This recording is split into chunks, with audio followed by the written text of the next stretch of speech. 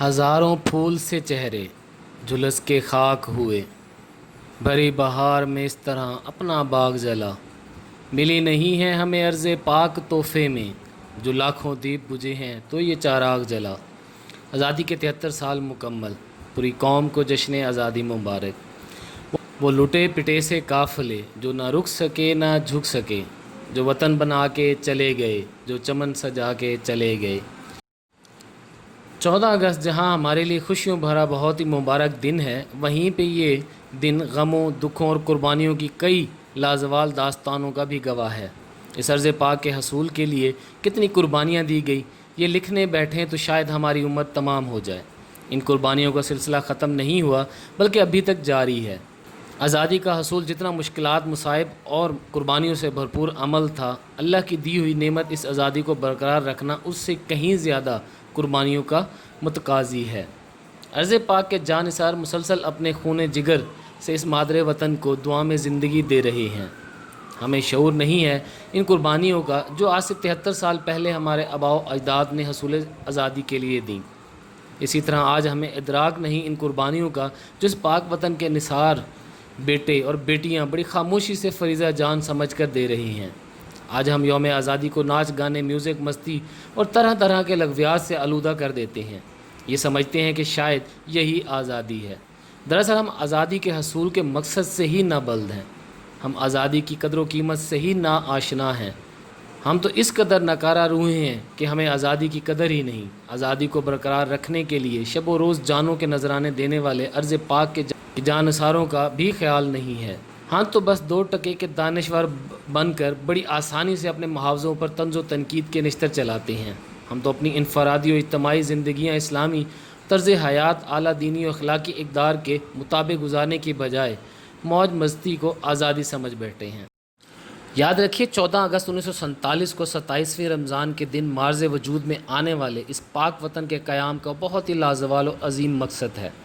پاکستان کا قیام خصوصی طور پر رب العالمین کے خاص کرم اور نبی کریم صلی اللہ علیہ وآلہ وسلم کی خاص نظر کرم سے عمل میں آیا ہے۔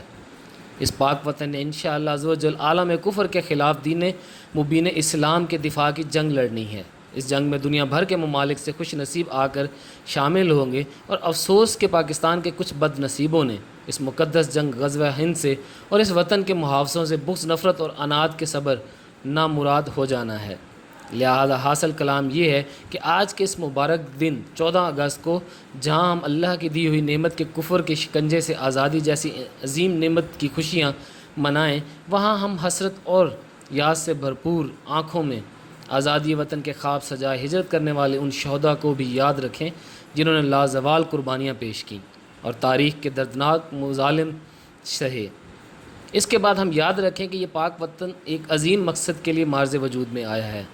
ہم نظریاتی طور پر قیام پاکستان کے مقصد کو یاد رکھیں اور ہمہ وقت طاغوت کے خلاف حق و باطل کے مارکے میں شرکت کی نیت کر کے تیار رہیں، یہاں تک کہ ہم معاشرے میں بھی نفس کا جہاد کرتے رہیں۔ ہمارے وجود سے معاشرے میں اچھائیوں کی خوشبو پھیلے، نہ کہ ہمارے کردار کی بدبو پھیلے۔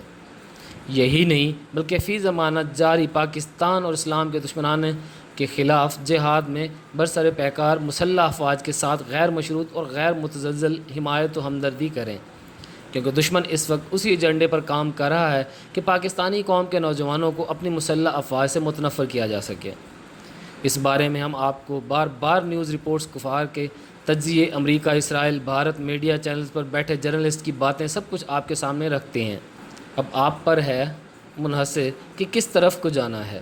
ایک طرف کفار کی پلاننگ ہے کہ پاک افواج سے قوم کو دور کیا جائے، ایک طرف رحمان کے بندوں کی کوشش ہے کہ کسی طرح عظیم غزوہ ہند سے پہلے پوری پاکستانی قوم حتیٰ کہ پوری امت مسلمہ کو یکجا کر کے افواج کے شانہ بشانہ جہاد کے لیے تیار کیا جائے۔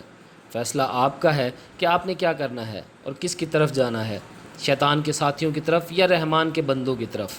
یاد رکھیے غزوہ ہند کی شروعات کا مرکز بھی یہی پاکستان ہے، اور خلافت کے قیام کا سب سے بڑا حمایتی مددگار بھی انشاءاللہ یہی پاکستان ہی ہوگا۔ بس مقررہ وقت آنے پر یہ سب کچھ ظاہر ہو جائے گا۔